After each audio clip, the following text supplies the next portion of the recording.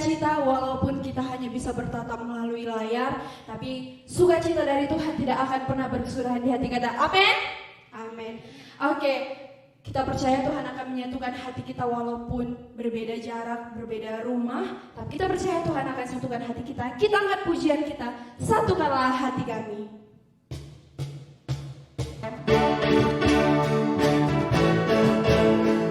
Mari semuanya bertepuk tangan buat kemuliaan nama Tuhan.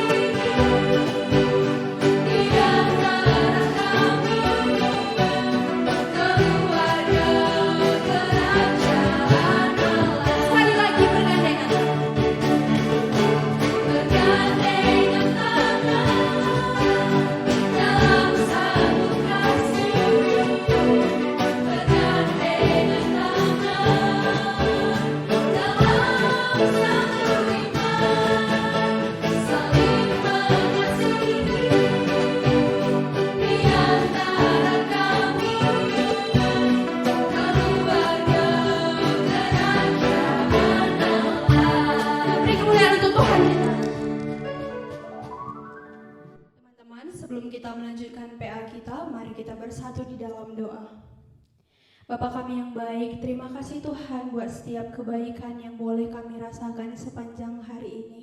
Bapa yang baik, kami akan melanjutkan PA kami. Kiranya Tuhan memberkati dari awalnya tadi, pertengahan hingga akhirnya nanti, supaya semuanya berjalan sesuai dengan kehendak Tuhan.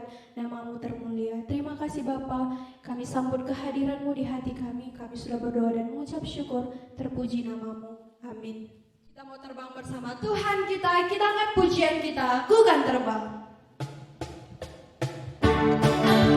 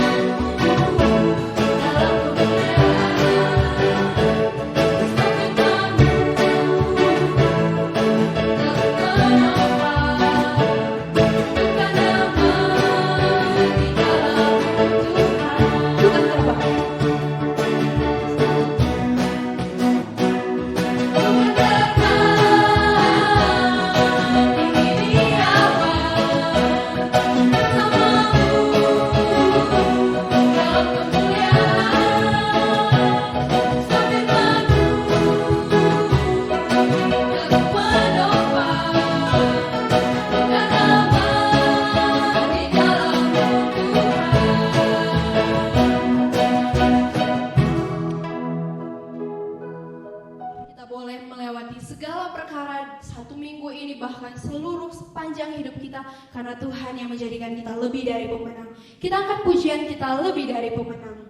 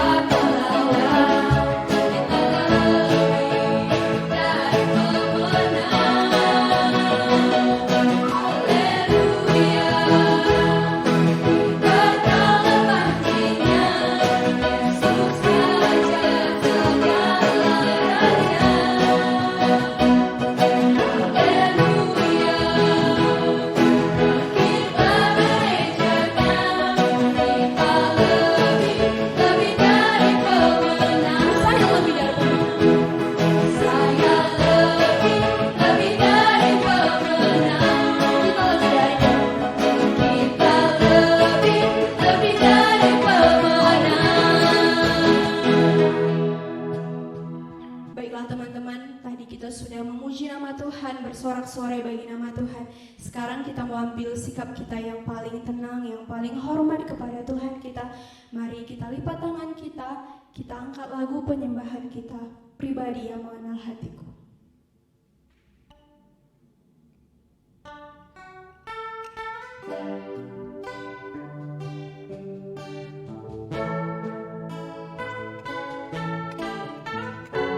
Mari kita lihat lubuk hati kita terdalam.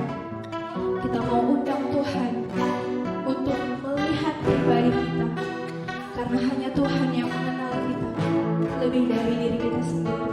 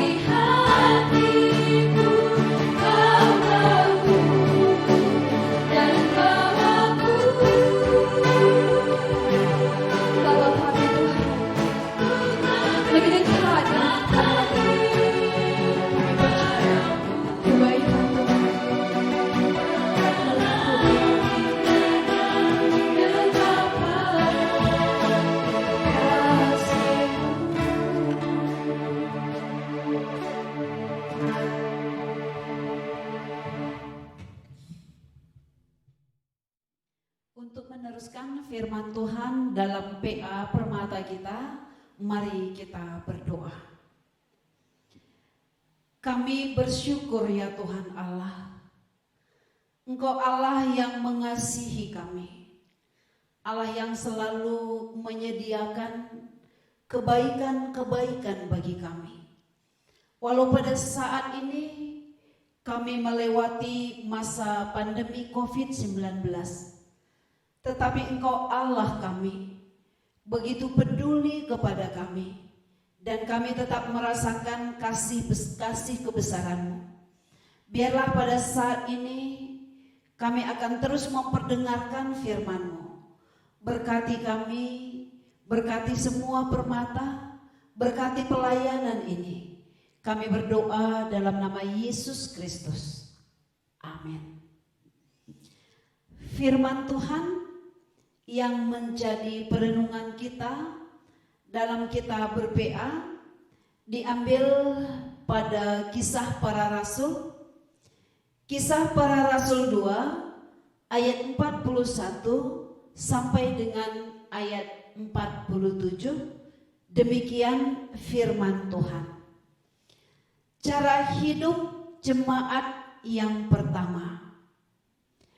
Orang-orang yang menerima perkataannya itu memberi diri dibaptis, dan pada hari itu jumlah mereka bertambah kira-kira 3.000 jiwa. Mereka bertekun dalam pengajaran rasul-rasul dan dalam persekutuan, dan mereka selalu berkumpul untuk memecahkan roti dan berdoa. Maka ketakutanlah mereka semua. Sedang rasul-rasul itu mengadakan banyak mujizat dan tanda. Dan semua orang yang telah menjadi percaya tetap bersatu, dan segala kepunyaan mereka adalah kepunyaan bersama. Dan selalu ada dari mereka yang menjual harta miliknya, lalu membagi-bagikannya kepada semua orang sesuai dengan keperluan masing-masing. Dengan bertekun dan dengan sehati, mereka berkumpul tiap-tiap hari dalam bait Allah. Mereka memecahkan roti di rumah masing-masing secara bergilir dan makan bersama-sama dengan gembira dan dengan tulus hati, sambil memuji Allah, dan mereka disukai semua orang.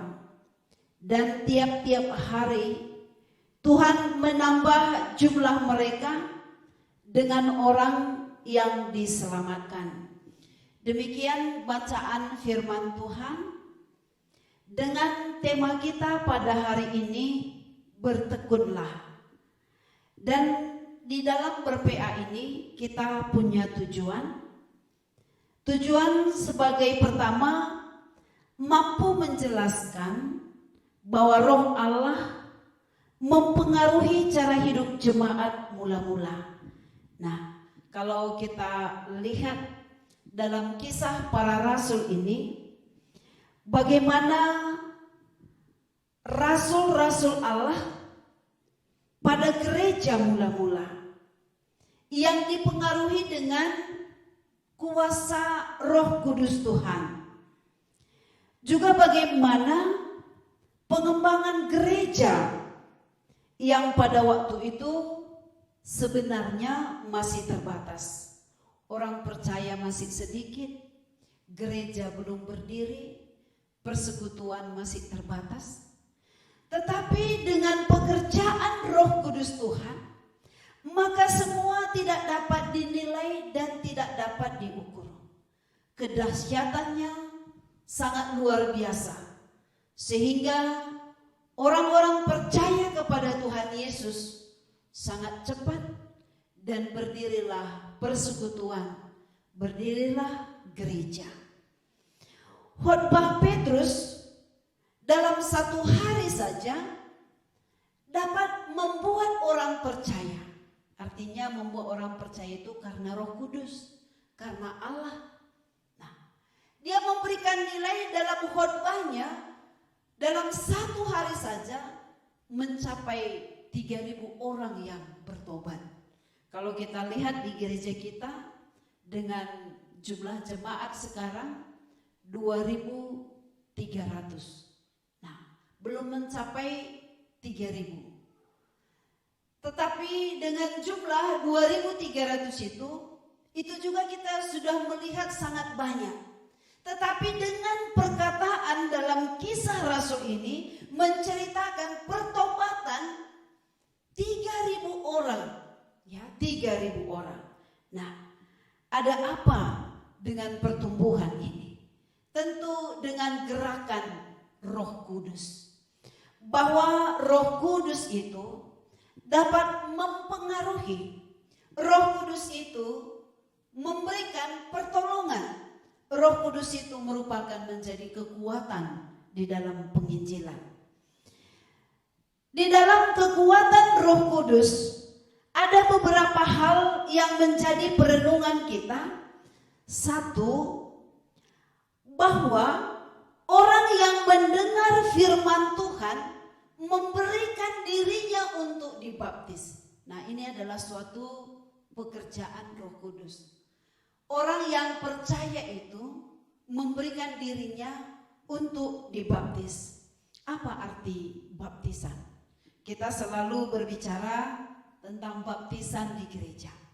Tetapi baptisan itu adalah sebagai tanda orang yang sudah percaya kepada Kristus, percaya kepada kebangkitannya, percaya kepada keselamatan. Baptisan itu mengingatkan keselamatan yang terjadi di dalam hidupnya oleh karena Kristus. Jadi wajar ya sampai waktu kita sekarang setiap orang percaya, ya, ataupun tanda orang percaya itu adalah dia memberikan dirinya dibaptis sebagai anak-anak Kristus. Yang kedua adalah bertekun. Bertekun di dalam pengajaran, bertekun di dalam persekutuan, bertekun di dalam perkumpulan, bertekun di dalam doa. Apa itu bertekun? Kata bertekun adalah keputusan ataupun ketetapan hati. Bahwa ketetapan hati kita yang kuat, yang teguh, untuk sungguh-sungguh ataupun rajin, dan kita mau melakukannya. Orang yang bertekun tidak mudah untuk mendua hati. Orang yang bertekun adalah seorang yang fokus, konsisten, dan tidak mudah untuk berputus asa. Jadi orang yang tekun itu, dia akan tekun mengerjakan apa yang dia tekuni. Mungkin bagi ada yang sudah bekerja, dia tekun sekali bekerja. Dia menekuni dari pekerjaannya. Buah daripada ketekunan itu adalah keberhasilan. Kita bisa melihat hasil daripada ketekunan. Mungkin kalau orang yang belajar, yang lagi sedang masa pendidikan, ya, ketika dia menekuni pendidikannya, pasti dia mendapatkan hasil. Ya. Seorang peneliti harus ada ketekunan. Buah daripada ketekunan itu adalah hasil yang gemilang. Nah, demikian juga kita di dalam Tuhan. Kalau ada ketekunan kita, bertekun di dalam pengajaran, bahwa pengajaran itu adalah pengajaran di dalam Kristus, pengajaran di dalam Alkitab. Orang yang bertekun di dalam pengajaran, dia akan mendapat hasil ataupun bisa menikmati buah daripada imannya. Yang menjadi masalah sekarang, apakah kita masih bertekun dalam pengajaran Kristus? Ya, karena sekarang ini kan banyak ketekunan kita.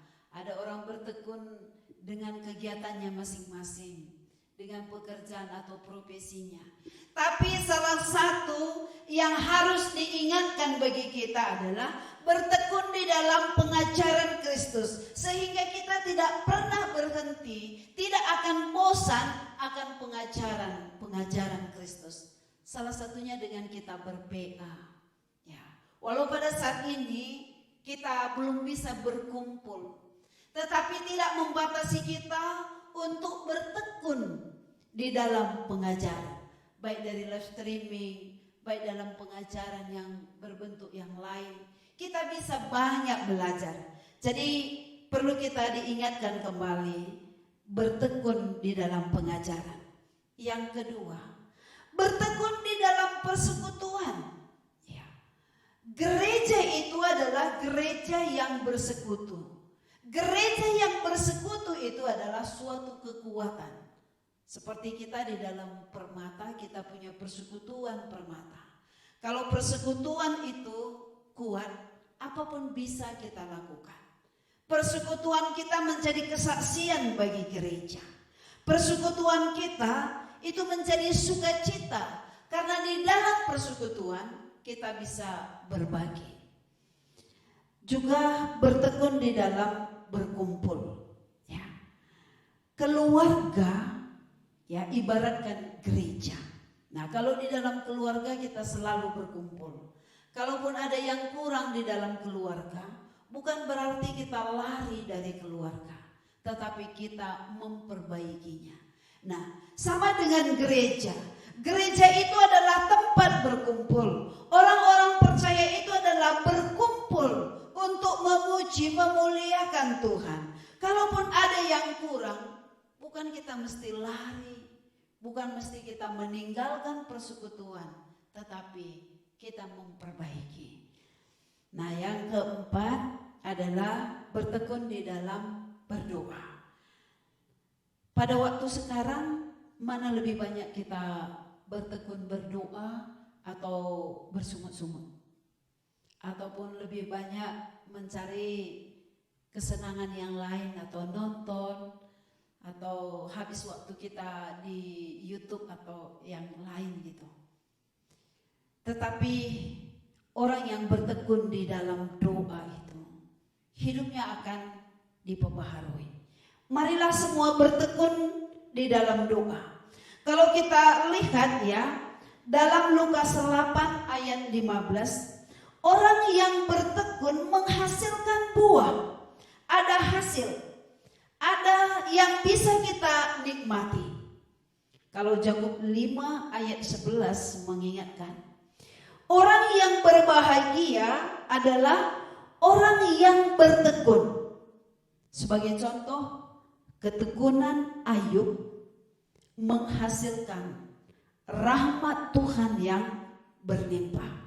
Ya, walau pernah jatuh di dalam pencobaan, tetapi ketekunannya beriman, ketekunannya bersekutu dengan Tuhan Allah, terjadi pemulihan. Ya, terjadi rahmat Tuhan yang luar biasa.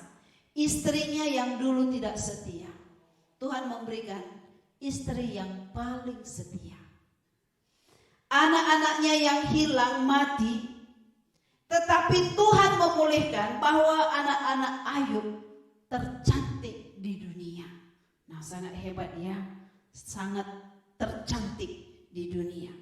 Kalau hartanya dilipat gandakan menjadi 10 kali lipat, itulah buah ketekunan. Artinya ada kesuksesan di dalam ketekunan. Pekerjaan Roh Kudus menghasilkan banyak mujizat.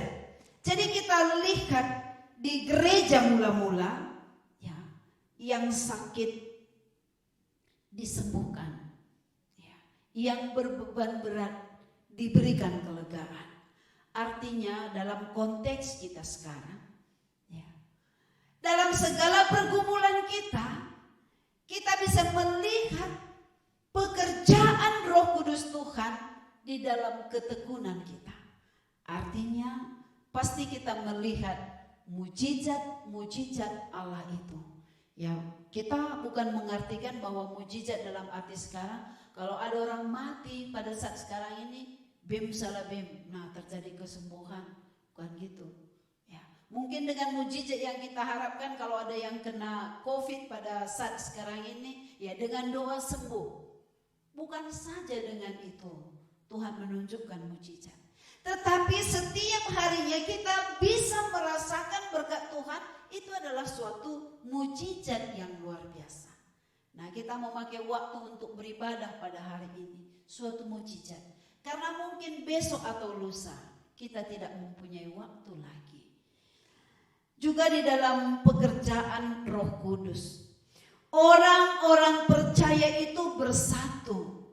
Orang-orang percaya itu berbagi. Buah daripada kita percaya, buah daripada ketekunan kita, ternyata bukan untuk diri kita saja. Bukan untuk kita nikmati secara pribadi saja. Tetapi alangkah indahnya bisa berbagi bersama. Itu yang dilakukan jemaat mula-mula. Mereka berkumpul bersama. Ketika mereka berkumpul bersama, mereka sehati sepikir. Coba dalam persekutuan permata ini, kita bisa berkumpul bersama, tetapi apakah kita sehati sepikir? Pekerjaan Roh Kudus itu adalah orang yang beriman itu berkumpul bisa sehati sepikir. Orang yang berkumpul setiap hari baik di bait Allah, ternyata mereka tidak pernah bosan untuk berkumpul di bait Allah. Mereka memuji, mereka menyembah Tuhan Allah. Dan mereka mengadakan perjamuan baik di rumah mereka secara bergiliran, dan mereka merayakannya secara bersama-sama. Nah, di dalam perkumpulan itu adalah memuji Allah. Sehingga apa yang terjadi? Perkumpulan orang Kristen itu disukai. Perkumpulan orang Kristen itu sangat digemari. Nah, jadi satu koreksi juga buat kita pada saat sekarang ini. Apakah gereja disukai? Apakah gereja pada saat ini digemari? Nah, kalau gereja itu disukai karena apa? Tentu karena ada pelayanan. Tentu karena ada, kita melihat di situ kuasa Roh Kudus Tuhan. Sehingga setiap harinya Tuhan menambahkan orang-orang percaya. Jadi sebagai topik kita tadi adalah bertekun, ya. Walau pada waktu saat sekarang ini satu hal yang perlu diperbaharui lagi dalam kehidupan kita adalah bertekun, ya. Dalam ketekunan kita mampu kita melihat, ya, kebesaran Tuhan. Mampu kita menyatakan komitmen, ya, sebagai buah daripada Roh Kudus. Ya, jadi ketekunan itu memampukan kita melihat kebesaran Allah. Jadi kami harapkan juga buat kita semua, juga buat semua yang mendengar perkataan ini, marilah selalu bertekun di dalam doa, bertekun dalam pengajaran, bertekun dalam persekutuan, juga di dalam perkumpulan. Dengan itu kita bisa melihat kemuliaan dan kebesaran Allah. Amin. Mari kita berdoa untuk firman Tuhan. Ya Tuhan Allah, biarlah Roh Kudus-Mu memperbaharui kami, sehingga kami rindu akan pengajaran-Mu, rindu akan persekutuan, rindu akan perkumpulan, rindu akan berdoa. Dan satu hal ya Tuhan, buatlah kami bertekun sebagai anak-anak-Mu. Di dalam nama Yesus Kristus kami berdoa. Amin. Mari kita memberikan persembahan ucapan syukur kita dengan mengangkat lagu pujian kita bagi Tuhan.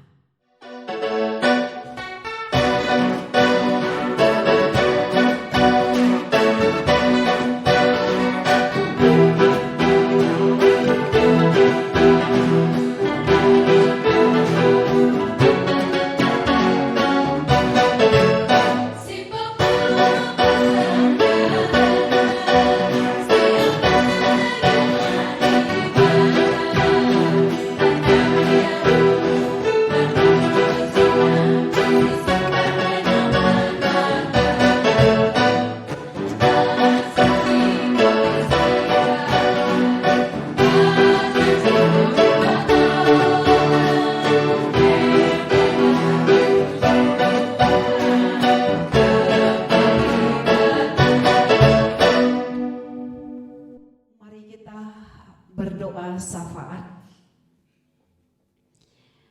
Tuhan Yesus, Engkau yang mengasihi kami.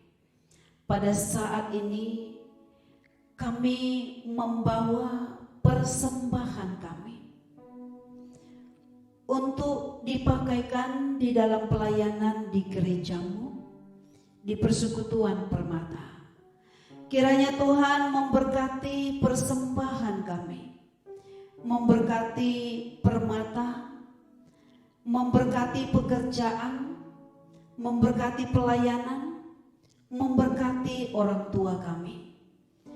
Terlebih-lebih kiranya Tuhan memakai kami setiap pribadi menjadi persembahan yang hidup, sehingga dimanapun kami akan berkata-kata tentang kebenaran-Mu, tentang keilahian, sehingga semakin banyak orang mengenal Engkau, semakin banyak orang bertobat. Kami juga berdoa untuk COVID-19 yang menjadi pergumulan dunia. Oh Tuhan, kiranya Engkau mengasihi kami, mengasihi setiap bangsa. Kiranya Engkau Tuhan menjauhkan COVID-19 ini, sehingga terjadi damai di setiap bangsa-bangsa. Damailah di negeri kami, jauh dari sakit penyakit. Kami mendoakan pemerintahan kami. Berikanlah roh kebijaksanaan, sehingga semua kami bersama masyarakat sehati sepikir untuk memutuskan rantai COVID-19 ini. Engkau memberikan kesehatan bagi Bapak Presiden, berikan hikmat kebijaksanaan. Kami juga mendoakan semua para gubernur, semua para bupati, semua para camat, kelurahan, kepala desa, sampai pemerintahan yang terbawah. Tuhan Yesus, kiranya Engkau melawat sehingga hikmat Tuhan memberikan pemulihan bagi bangsa kami. Engkau memberkati tim medis kami, semua para dokter, semua perawat, semua rumah sakit. Tuhan memagari dengan kuasa Roh Kudus-Mu. Engkau memberikan keselamatan bagi mereka, sehingga di dalam setiap pelayanannya dia tetap bersuka cita, tetap bersemangat. Kami mendoakan semua Permata, semua pemuda, kiranya Tuhan memberkati, memberikan sehat, memberikan bertumbuh di dalam Tuhan, menjadi masa depan gereja kami, menjadi masa depan bangsa dan negara kami. Kami mendoakan semua Permata Tiga Baru. Tuhan, Engkau memberkati, tetap sehati sepikir, tetap melayani Tuhan. Berikanlah kebaikan-kebaikan. Kami juga mendoakan buat adik-adik kami kelas 1, kelas 2 SMA yang sedang mengikuti ujian. Tuhan, berikanlah kecerdasan, kemampuan, sehingga dia juga dapat menyelesaikan ujian dengan baik. Juga kami mendoakan buat Permata yang akan bersiap untuk masuk ke perguruan tinggi. Tuhan Yesus, Engkau melawat dia, memampukan, sehingga dia dapat melanjutkan pendidikannya ke jenjang yang lebih tinggi lagi. Kalau pada saat ini ada anak-anak Permata kami yang mencari pekerjaan, kiranya Tuhan memberikan kemudahan, membukakan jalan. Mereka juga diberi waktu mengabdi bagi bangsa dan negara kami. Tuhan Yesus, kami juga berdoa untuk orang tua kami. Berikan mereka sehat, damai sejahtera Tuhan menyertai. Terima kasih ya Bapa. Terima kasih ya Tuhan Yesus. Kami berdoa di dalam nama Yesus Kristus. Amin. Mari kita berdoa seperti yang sudah diajarkan Tuhan Yesus kepada kita. Kita ucapkan bersama-sama. Bapa kami yang di sorga, dikuduskanlah namamu, datanglah kerajaanmu, jadilah kehendakmu di bumi seperti di sorga. Berikanlah kami pada hari ini makanan kami yang secukupnya, dan ampunilah kami akan kesalahan kami, seperti kami juga mengampuni orang yang bersalah kepada kami. Dan janganlah membawa kami ke dalam percobaan, tetapi lepaskanlah kami daripada yang jahat. Karena Engkaulah yang punya kerajaan dan kuasa dan kemuliaan sampai selama-lamanya. Amin. Terima kasih Tuhan, kita angkatkan penyembahan kita bagi Tuhan.